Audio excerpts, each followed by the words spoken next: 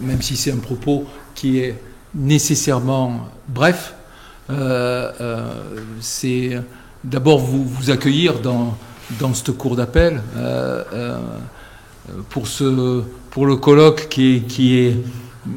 pour lequel il y a plusieurs organisateurs, l'Institut européen de l'expertise et de l'expert, la compagnie des experts près la cour d'appel de Versailles qu'on connaît bien, mais la Compagnie nationale des experts comptables de justice, l'Institut des réviseurs d'entreprise, et puis je ne résiste pas au plaisir de vous faire part de mon mauvais anglais, Institute for Tax Advisors and Accountants, belge, et Netherlands Financial Forensic Institute. Donc, un colloque qui est organisé par ces entités, et puis finalement des régionaux de l'étape. C'est ceux que je connais plus. La compagnie, en tout cas en ce qui concerne la compagnie des experts près la cour d'appel de Versailles. Mais pour l'Institut européen de l'expertise et de l'expert, c'est un retour aux sources, puisque 2006, c'est la création à Versailles de votre entité, sous la présidence du premier président Vincent Lamanda. Et puis, c'est important de se rappeler les objectifs qui sont ceux de cet institut. Contribuer à la convergence des systèmes d'expertise judiciaire nationaux, garantir la qualité des expertises ordonnées par chaque juge de l'Union européenne. Tout à l'heure, je disais en aparté que je trouve parfois le mot de juge réducteur. Et c'est vrai que je préfère employer le mot de juridiction, pas seulement parce que c'est le ministère public aussi, dans la conception française, mais on dit parfois qu'on est un quasi-juge. Mais aussi parce que une institution, elle ne se réduit pas à ses magistrats. Elle intègre en greffe, et on sait que ça peut être un interlocuteur d'expert quand il s'agit de trouver le bon expert. Et c'est une des thématiques que vous allez aborder, mais c'est aussi le barreau, Madame le bâtonnier. Et c'est l'occasion de vous saluer l'une et l'autre ainsi. Alors c'est 16 ans presque. Et pour les habitués des transports en commun en région parisienne, vous l'avez peut-être pas vu, mais il y a eu une campagne publicitaire qui s'est déroulée toutes ces dernières semaines. On vient d'enlever les panneaux. Je voyais tout à l'heure en débarquant à Versailles rive gauche, c'était une entité financière. On est entre nous, la Banque Postale pour ne pas la nommer, et 16 ans, et c'était des adolescents effectivement qui faisaient part de leur conviction dans cette campagne publicitaire. Et je me suis dit que finalement il y avait des thématiques qui recoupaient un petit peu vos travaux. 16 ans, c'est être né avec le digital. On n'est pas loin de cela. C'est être responsable du monde de demain. C'est un petit ça. C'est le monde de demain de l'expertise que vous envisagez. C'est être solidaire dans le cadre de l'Union, parce que c'est finalement votre finalité. Et l'Union, je salue le directeur qui représente le conseil du Conseil de l'Union, qui est présent et qui interviendra dans vos travaux. Et c'est vrai que vous avez des projets qui sont en cours et qui sont financés par l'Union européenne, mais m'étant renseigné, ne serait-ce que pour ce propos introductif, vous êtes aussi membre observateur du Conseil de l'Europe, et notamment avec la Commission européenne pour l'efficacité de la justice. Et en aparté tout à l'heure, je disais à quel point la CEPEJ, elle intervient dans nos débats actuels d'une justice judiciaire française. La justice administrative se porte bien mieux, mais peut-être parce qu'elle dépend moins du ministère de la Justice que la justice judiciaire. Mais voilà, la CEPEJ et les travaux de la CEPEJ, la comparaison européenne qui n'est pas, comment dire, nécessairement en faveur de la justice française, ce sont des éléments qui, dans le cadre des États généraux de la justice, des données objectivées qui sont importantes et qui éclairent le débat qui a eu lieu tous ces derniers mois et qui a vocation à être réactivé maintenant avec le rapport du comité Sauvé. Pardonnez-moi cette parenthèse un petit peu franco-française, mais c'est un vrai sujet de préoccupation. Je ne vais pas être très très long. Vous savez, moi j'ai découvert il y a 3 ans les fonctions de chef de cour. Les fonctions de chef d'une cour d'appel, qui est sous le contrôle du premier président Nuet. Et je dois dire que le premier président Benel aurait aimé être là avec moi, je tiens à le souligner.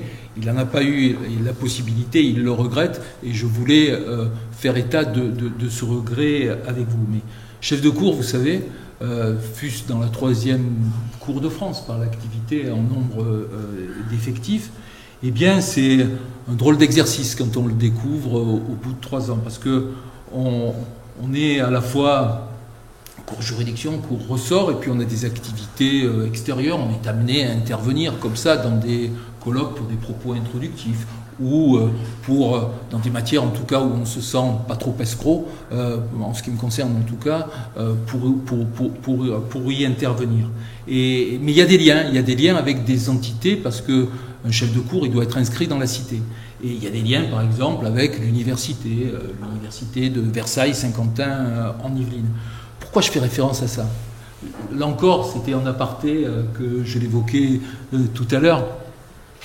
Dans les études de droit, par quoi on commence? On commence par la théorie générale de la preuve. Et c'est pas pour rien qu'on commence. Moi, j'ai une sœur jumelle qui est prof de droit. C'est la vraie juriste de la famille. La différence entre elle et moi, dans les fonctions judiciaires que j'ai pu exercer, c'est que, comme nous tous, nous sommes avant tout des techniciens de la preuve. C'est finalement le cœur de notre office. Et c'est dire qu'on est au cœur de ce dont vous allez vous entretenir. Parce que j'enfonce des portes ouvertes. Mais une société qui est de plus en plus technique, donc une preuve de plus en plus technique, une dimension numérique qui est omniprésente et qui ne va cesser de se développer.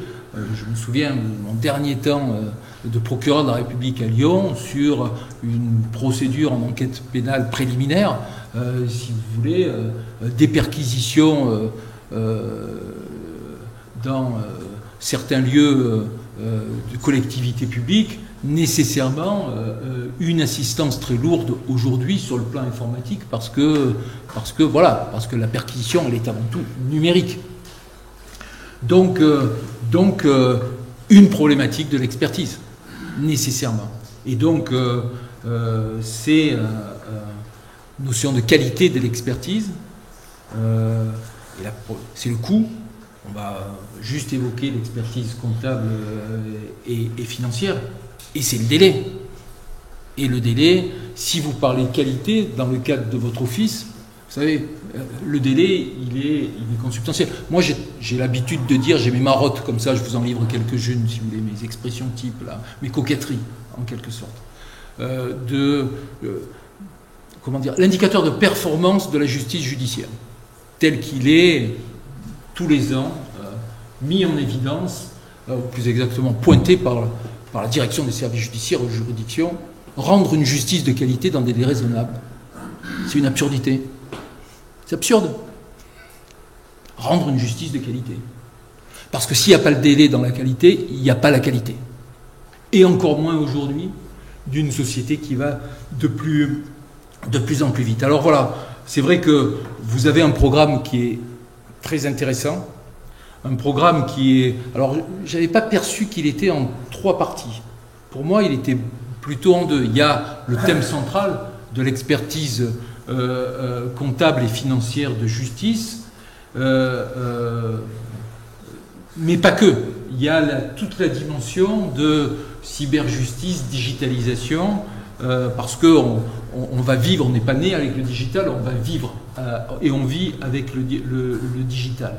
Et ça, si vous voulez, c'est des choses qui me parlent véritablement et qui sont des véritables sujets que j'ai évoqués à l'instant. Et donc, c'est véritablement une conférence, une table ronde qui sera, à mon sens, éclairante.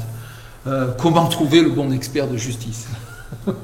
Comment trouver le bon expert de justice quand on a traité, comme magistrat du parquet, des procédures, des enquêtes pénales, et qu'il y a aussi ce qu'on appelle en matière pénale des examens techniques et scientifiques qui sont de véritables expertises eh bien on sait à quel point c'est quelque chose qui peut être compliqué, et qui peut être d'autant plus compliqué quand on a des problématiques de coûts, de frais de justice, de rémunération, et là on n'est pas sur l'expertise civile, on est sur l'expertise pénale, qui font que le vivier de l'expert, il n'est pas nécessairement très important. Et c'est vrai que comment trouver le bon expert de justice dans une dimension internationale avec des contentieux qui sont de plus en plus internationaux, c'est un vrai sujet. L'expertise comptable et financière, c'est véritablement des choses qui ont pu me parler, parce que avant d'être chef de juridiction et chef de cour, eh bien j'étais magistrat directement dans l'opérationnalité judiciaire, plutôt en matière économique et financière, devant le tribunal de commerce, ou en matière pénale, économique et financière, et c'est un véritable sujet en tout cas de délai qui est majeur à l'aune des propos que j'ai eus avec vous, que je viens de vous tenir à l'instant. Voilà. Et puis objectivité, déontologie. Voilà. Il faut que la preuve soit objective. Il n'y a pas, c'est directement lié à la notion d'impartialité des juridictions. Voilà. Ça, c'est absolument majeur.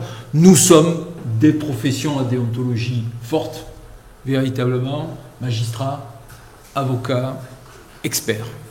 Ça, on doit l'incarner dans un exercice quotidien. Voilà. Vous avez un programme très intéressant dans une dimension très digitalisée, très européenne. Je vous souhaite vraiment de bons travaux. Je ne peux pas assister à tous vos travaux, quel que soit l'intérêt qui serait le mien de le faire. C'est vrai que je veux assister, ça m'est plus facile compte tenu de mon emploi du temps, à la première conférence et peut-être à la première table ronde, parce que véritablement aujourd'hui, cette interaction dans l'expertise avec la dimension numérique, elle est absolument majeure, et ça m'intéresse là de m'acculturer de bonne façon. Voilà, je vous souhaite véritablement de très bons travaux à l'aune de ce propos qui est trop long, peut-être un débit trop rapide. Je m'en excuse ou je demande à la traduction simultanée plus exactement de m'en excuser, ce qui n'est pas la même chose, véritablement, parce que les mots ont du sens. Très bons travaux.